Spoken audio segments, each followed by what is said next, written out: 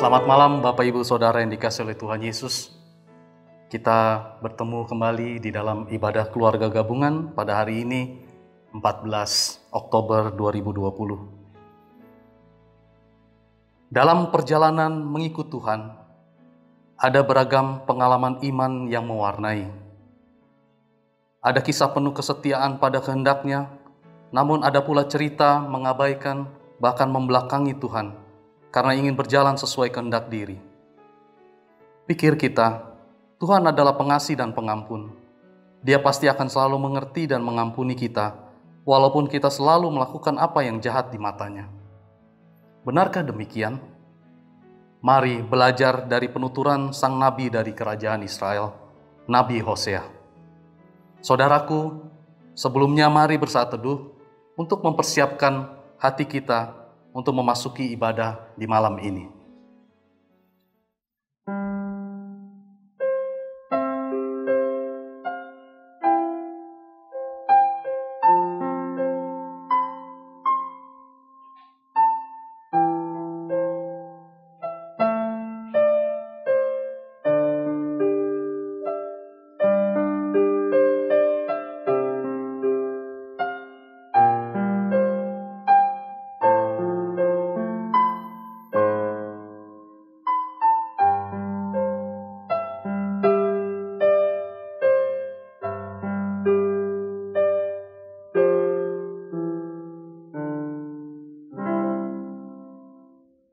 Jemaat Tuhan, marilah berdiri dan menaikkan kidung pujian memuliakan nama Tuhan. Di awal persekutuan kita dengan menyanyi dari NKB 8 bait 1 dan 2, Abadi Tak Nampak.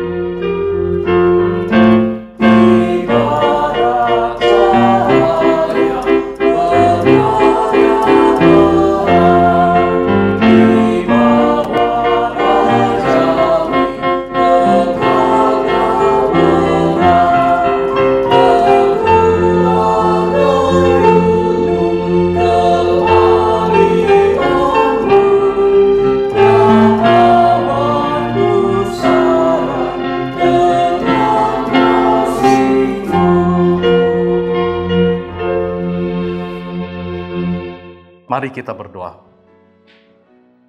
Segala puji syukur dan hormat kami naikkan kepada Bapa yang Maha Kudus dan Maha Kasih. Kembali kami umat-Mu datang ya Tuhan, bersyukur dan berterima kasih untuk pemeliharaan, perlindungan, penyertaan Tuhan dalam kehidupan kami hari lepas hari. Di malam ini Tuhan, kami mengundang Tuhan untuk hadir di tengah-tengah persekutuan kami, menyertai kami dari awal sampai akhir. Terima kasih ya Tuhan. Di dalam nama Tuhan Yesus Kristus, firman yang hidup, kami berdoa. Amin. Bapak Ibu Saudara dipersilakan duduk kembali. Kita akan kembali memuji Tuhan dari Kitab Bakti 53. Inilah saatnya bagi kita.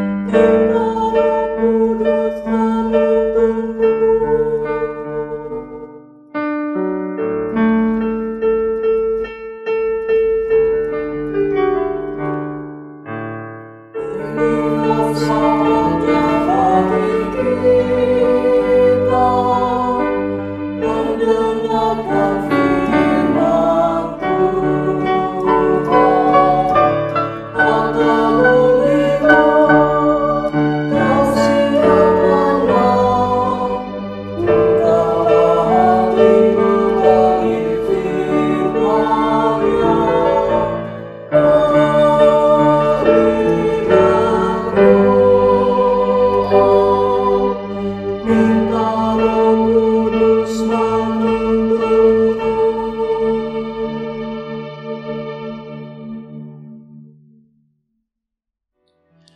Umat Tuhan, kita akan masuk dalam pemberitaan firman dan kita akan menyiapkan akan bacaan kita pada malam hari ini yang terambil dari kitab Hosea pasal 11 ayat 5 sampai dengan 7. Kita siapkan Hosea 11 ayat 5 akan sampai dengan yang ke-7. Kalau sudah, kita siapkan mati kita berdoa. Mari kita berdoa. Bapa Surgawi, kami datang kepadamu bersyukur dan berterima kasih karena kami boleh mensyukuri akan hidup ini sehingga Engkau perkenankan kami untuk memuliakan nama Tuhan pada malam hari ini melalui pembacaan Alkitab dan renungan yang akan kami renungkan. Oleh karena itu Tuhan, kuduskan dan Roh-Mu yang kudus menuntun kami agar kami mengerti dan memahami akan kehendak Tuhan. Inilah kami Bapa, dalam Kristus kami berdoa. Amin. Hosea pasal 11 ayat 5 sampai 7 yang demikian bunyinya. Mereka harus kembali ke tanah Mesir dan Asyur akan menjadi raja mereka. Sebab mereka menolak untuk bertobat. Pedang akan mengamuk di kota-kota mereka. Akan memusnahkan palang-palang pintu mereka. Dan akan memakan mereka di benteng-benteng mereka. Umatku betah dalam belakangi aku. Mereka memanggil kepada Baal. Dan berhenti meninggikan namaku. Demikian pembacaan Alkitab. Terpujilah Tuhan kita Yesus Kristus. Haleluya.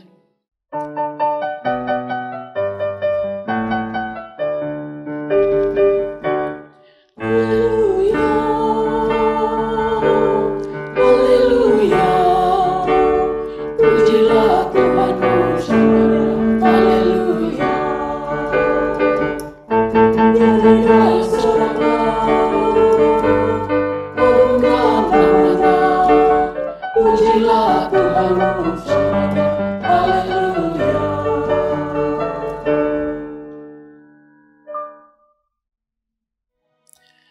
Jemaat Tuhan, tema kita pada malam hari ini memberikan tema dalam kitab Hosea ini adalah setia versus tidak setia.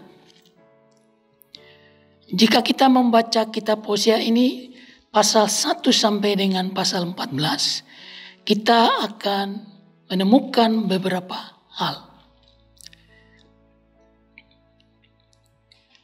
Hosea dipanggil ketika Israel dipimpin oleh Raja Yerobeam kedua. Dan ia memerintah cukup lama di Israel. Itu sama dengan zaman Usia, Yotam, Ahaz, dan Hizkia yang adalah raja di Yehuda. Panjangnya masa pemerintahan Yerobeam itu membuat ia termasuk dalam raja Israel yang sukses. Namun demikian, kesuksesan akan Raja Yerobeam tidak diikuti oleh umatnya. Oleh karena itu, bacaan kita pada malam hari ini mengingatkan kepada umat Israel bahwa mereka harus kembali ke tanah Mesir dan Asyur akan menjadi raja mereka sebab mereka menolak untuk bertobat. Ayat yang ke-6, pedang akan mengamuk di kota-kota mereka, akan memusnahkan palang-palang pintu mereka, dan akan memakan mereka di benteng-benteng mereka. Umat Tuhan, dari bacaan yang tadi kita baca tadi, kita akan menemukan bahwa ada hal yang harus diperbaiki di dalam penyertaan Tuhan di dalam bangsa Israel. Kalau kita baca Hosea 1 sampai dengan ayat pasal yang keempat, kita akan menemukan bahwa ketika Yerobeam menjadi raja, Israel memperoleh puncak keemasan. Bahkan mereka ini cukup makmur. Oleh karena kemakmuran yang mereka peroleh ini, mereka menganggap bahwa apa yang mereka peroleh itu bukan berasal daripada Tuhan Allah. Oleh karena itu, mereka memaling daripada Tuhan Allah atau membelakanginya. Itu kita bisa lihat dalam ayatnya yang ke-7 ketika Hosea menyampaikan bahwa umatku, dalam firman-Nya mengatakan, umatku betah dalam membelakangi aku. Mereka memanggil kepada Baal dan berhenti meninggikan namaku. Ayat ini menunjukkan kepada kita bahwa mereka ketika sukses dan mereka meraih apa yang mereka miliki, mereka panen yang banyak, mereka tidak mempersembahkannya kepada Tuhan Allah. Melainkan mereka mempersembahkan akan apa yang menjadi kekayaan mereka, kelimpahan mereka justru kepada dewa Baal, dewa kesuburan daripada orang-orang Kanaan. Dan itulah mengapa sampai Tuhan harus mendidik mereka dengan membawa mereka kembali ke tanah Mesir dan Asyur akan menjadi pemimpin mereka. Ini artinya bahwa kehidupan yang mereka alami di tanah Mesir itu akan mereka peroleh kembali. Dan bahwa kerajaan Israel akan diobak-abik ataupun akan dihancurkan oleh bangsa Asyur. Walaupun mereka berlindung di balik benteng-benteng mereka maupun di palang-palang pintu mereka, itu mereka akan dihancurkan dan semua negeri akan hancur. Itulah kenapa mereka mau melakukan apa yang tidak Tuhan inginkan. Tuhan Allah telah menuntun mereka keluar dari tanah Mesir, mendidik mereka di padang gurun, dan memberikan mereka akan tanah yang mereka miliki saat ini. Tetapi mereka melupakan Tuhan. Tetapi kalau kita baca seterusnya, kita akan menemukan hal lain. Hal di mana Allah setia. Dalam ayatnya yang ke-8 dikatakan, masakan aku membiarkan engkau hai Efraim, menyerahkan engkau hai Israel.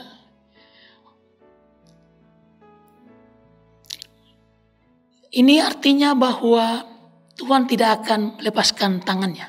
Artinya bahwa kesetiaan Tuhan tidak pernah Tuhan ingkari. Walaupun Israel mengingkari akan kesetiaannya. Bahkan dalam ayat selanjutnya dikatakan bahwa masakan aku membiarkan engkau seperti Atma, membuat engkau seperti Seboim. Ini menunjukkan bahwa Tuhan tidak membiarkan umatnya itu menjadi hancur dan benar-benar akan apa yang mereka alami ini membuat mereka putus asa dan juga membuat mereka hilang harapan. Tetapi Tuhan mengingatkan kepada mereka akan kesetiaannya. Dalam sebuah artikel ditulis beberapa waktu yang lalu ketika dikirim kepada saya, itu diceritakan sebagai berikut. Di sebuah kelas ada 26 murid. Murid-murid ini mempunyai perilaku yang boleh dikatakan bermasalah. Lalu mereka diberi sebuah ruangan kelas dan juga ruangan yang tidak begitu terang untuk mereka belajar. Mereka semua ini mempunyai masa lalu yang kurang baik. Ada yang pernah terlibat dengan berbagai obat maupun narkotik, maupun ada juga yang pernah dibina di lembaga pembinaan kemasyarakatan, dan ada juga yang melakukan tindakan kriminal lainnya. Bahkan orang tua mereka sudah tidak berdaya mengurusi mereka. Para guru di sekolah pun juga tidak ada yang mau mengajari mereka. Untung saja ada seorang ibu yang bernama Villa itu menaruhkan diri untuk mendidik mereka. Kepala sekolahnya bertanya, "Kenapa kamu mau mengajarkan mereka? Bukankah ini hanya mencari masalah dan hanya membuat susah diri sendiri? Lalu apa yang akan kamu lakukan dengan mereka?" Lalu Villa menjawab, ibu guru ini menjawab bahwa Tuhan menyuruh kita untuk saling mengasihi dan mencintai semua orang dan tidak boleh meninggalkannya. Mereka adalah orang-orang yang perlu dikasihani karena mereka telah terbenam dalam masa lalu mereka yang kurang baik. Saya ingin mereka supaya bisa melupakan akan kehidupan mereka yang lalu atau kehidupan mereka yang kelam. Ketika hari pertama masuk kelas, ibu guru ini tidak seperti guru yang lainnya menasihati murid-muridnya dan biasanya memberi katakan sebuah nasihat yang keras atau ancaman-ancaman supaya ia kelihatan berwibawa. Sama sekali tidak. Tapi di luar dugaan murid-muridnya, ternyata ibu guru ini hanya mengajukan beberapa pertanyaan. Pertanyaan itu antara lain bahwa ada 3 orang yang masuk dalam dunia politik. Orang yang pernah melakukan minum keras, mabuk-mabukan, dan banyak melakukan hal-hal yang menyusahkan. Dan orang yang kedua itu bandel, keras kepala, sering diusir dari sekolah. 2 kali diusir dari tempat pekerjaannya dan tidak bisa tidur kalau tidak minum arak.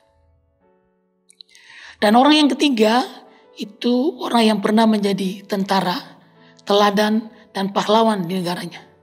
Selalu bisa kontrol diri dan ia seorang vegetarian. Senang seni, masa mudanya tak pernah melanggar hukum.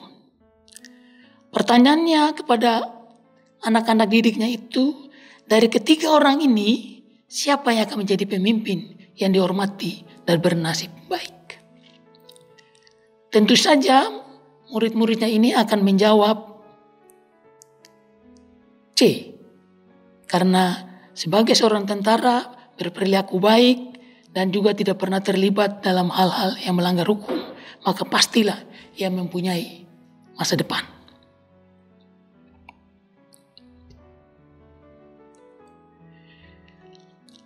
Yang A dan B, tentu saja kita tahu tadi bahwa masa lalunya kurang baik.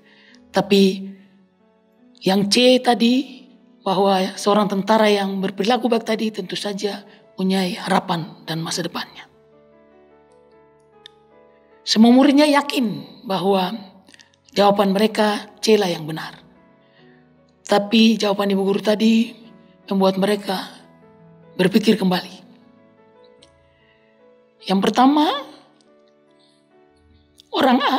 pertama adalah Franklin Delano Roosevelt.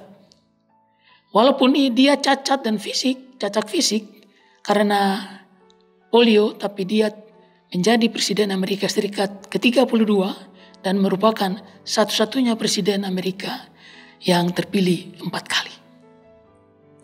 Yang kedua adalah Winston Leonard Churchill. Dia seorang Perdana Menteri Inggris yang paling ternama karena memimpin Inggris mencapai kemenangan dalam Perang Dunia Kedua. Dan yang ketiga, yang disangka bahwa ia adalah seorang yang baik dan punya masa depan karena pernah berperilaku baik adalah Adolf Hitler. Pimpinan Jerman, seorang fasisme yang sangat kejam, telah membunuh puluhan juta manusia. Dan murid-muridnya tercengang, apa tidak salah dengar.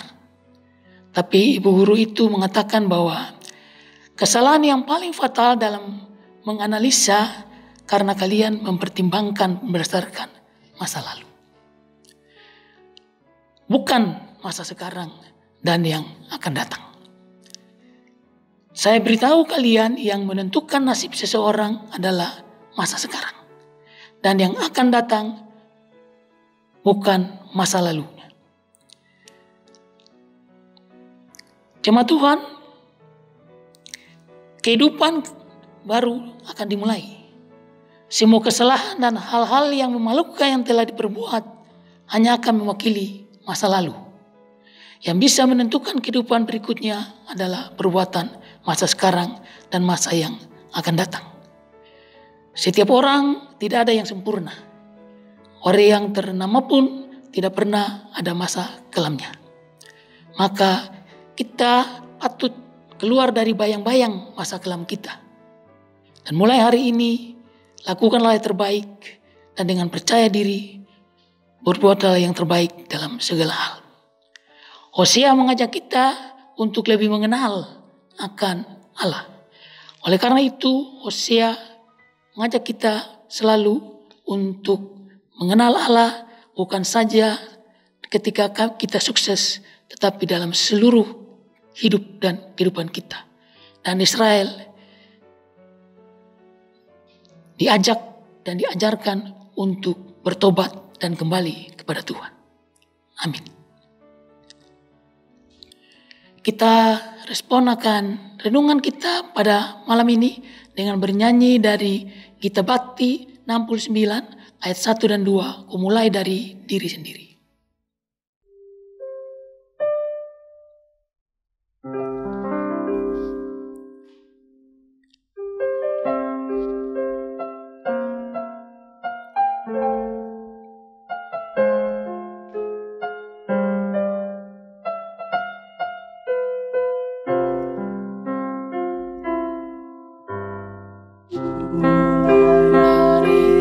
diri sendiri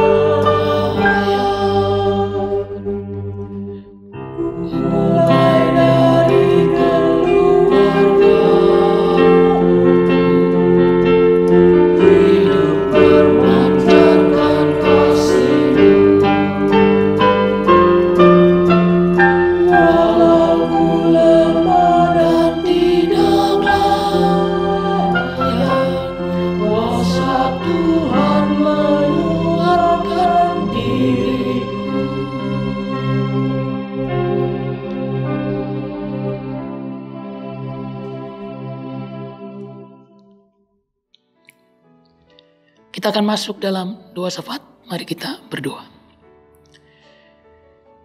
Terpujilah Engkau Allah yang berkuasa, yang oleh karena kasih karunia-Mu dan kesetiaan-Mu, kami senantiasa ditolong dan diampuni akan segala kesalahan kami. Kami menyadari Tuhan bahwa karena ketidaksetiaan kami seringkali jatuh di dalam pencobaan.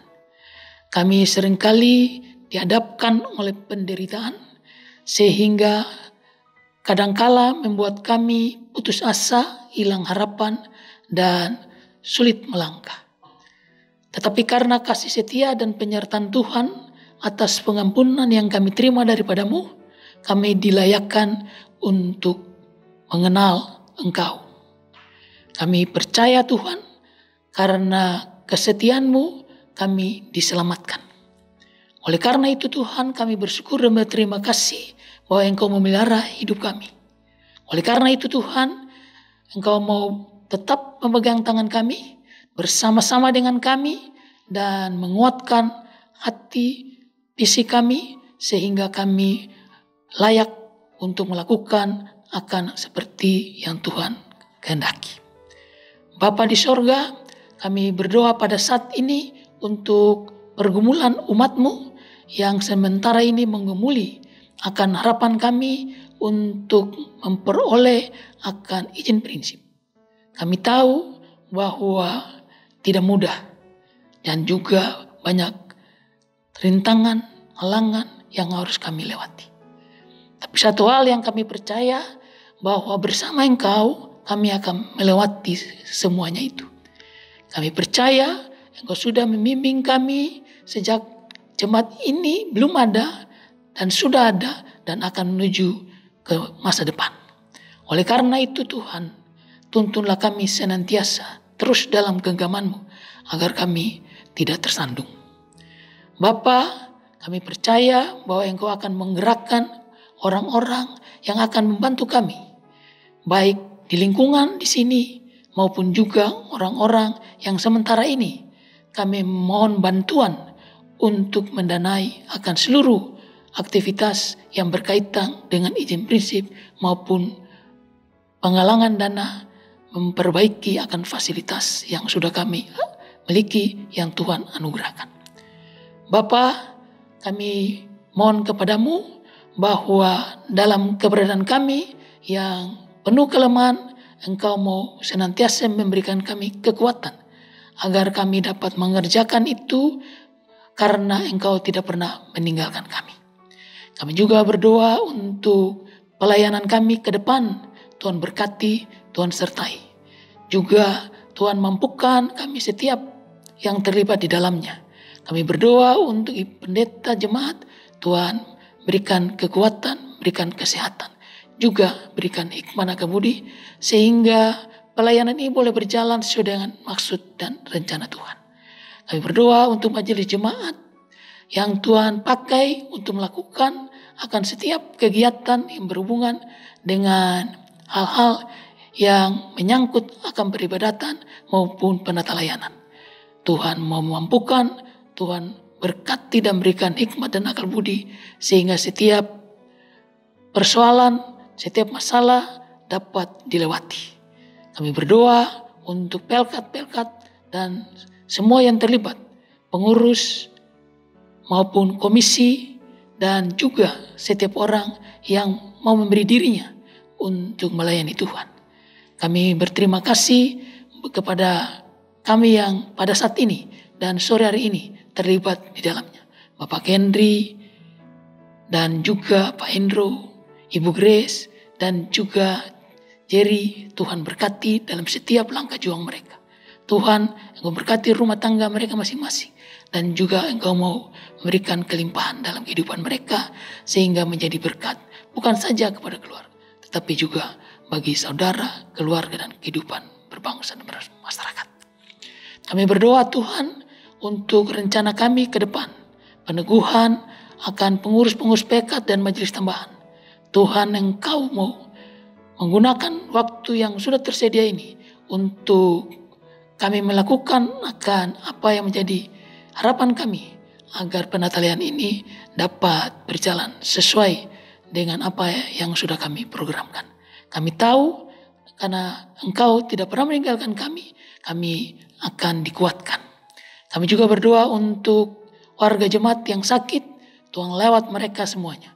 Ibu Frans Pranoto yang saat ini dalam pemulihan, Tuhan jamah sehingga lebih kuat dan lebih sehat, sehingga dapat terlibat dalam kegiatan-kegiatan selanjutnya. Kami berdoa juga kepada jemaat-jemaat yang saat ini yang tidak kami sebut namanya, Tuhan mau yang lemah tubuh, Tuhan mau lawat mereka, jamah mereka, sehingga mereka semua dikuatkan dan disembuhkan. Bapa, kami serahkan akan seluruh hidup dan kehidupan kami ini hanya dalam tangan dan pengasihan Tuhan. Ya Tuhan, dalam pengasihan-Mu kami mohon. Dalam Yesus Kristus yang telah mengajar kami berdoa. Kami yang di surga, dikuduskanlah nama-Mu, datanglah kerajaan-Mu, jadilah kehendak-Mu di bumi seperti di surga. Berikanlah kami pada hari ini makanan kami yang secukupnya, dan ampunilah kami akan kesalahan kami, seperti kami juga mengampuni orang bersalah kepada kami. Dan jangan membawa kami ke dalam pencobaan, tetapi lepaskanlah kami daripada yang jahat.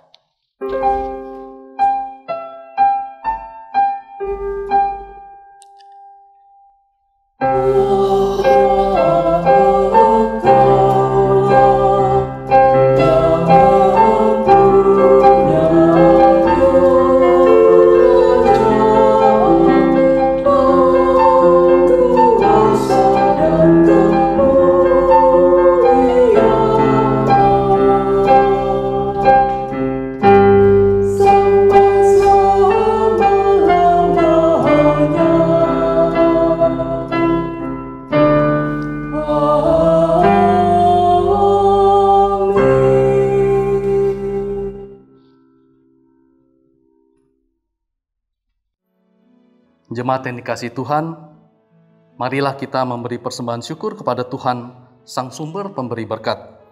Ingatlah akan firman Tuhan yang menyatakan, ada yang menyebar harta tetapi bertambah kaya, ada yang menghemat secara luar biasa namun selalu berkekurangan.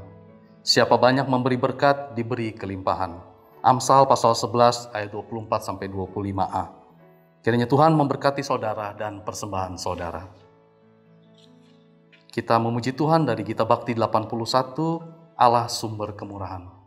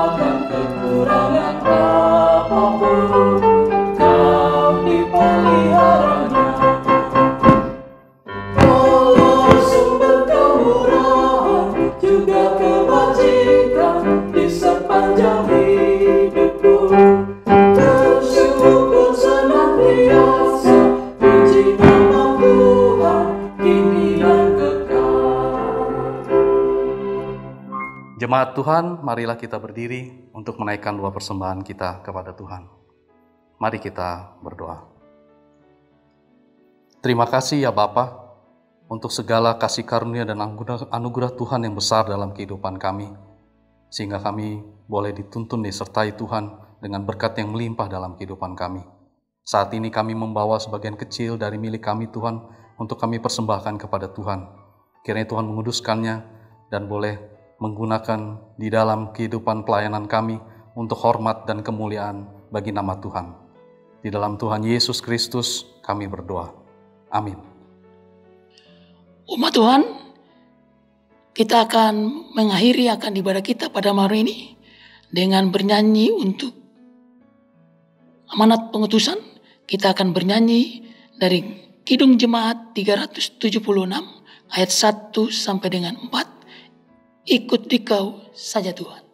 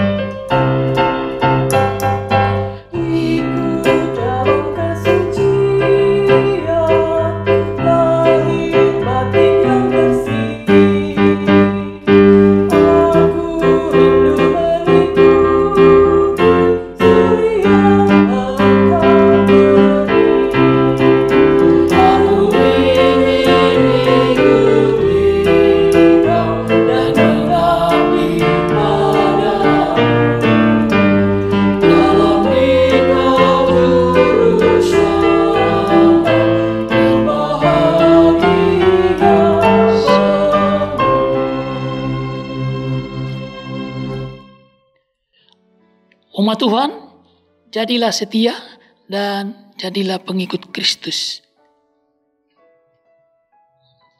Marilah kita terima berkat-Nya. Tuhan memberkati engkau dan melindungi engkau. Tuhan menyinari engkau dengan wajah-Nya dan beri engkau kasih karunia. Tuhan menghadapkan wajah-Nya kepadamu dan memberi engkau damai sejahtera.